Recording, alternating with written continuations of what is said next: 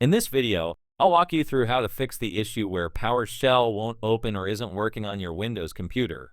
There are a few different methods you can try. Go back to the Start menu, search for PowerShell, right-click on Windows PowerShell, and choose Run as Administrator. Check if the issue is resolved. If it's still not working, open the Start menu again and search for CMD.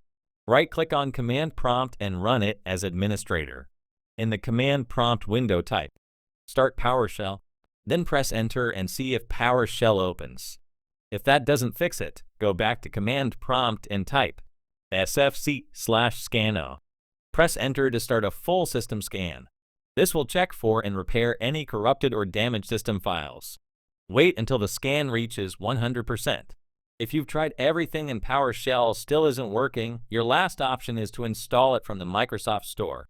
Open the Start menu, search for Microsoft Store, and open it. In the search bar, type PowerShell, press Enter, and download the app. This version works as an alternative and allows you to run PowerShell commands normally. That's it.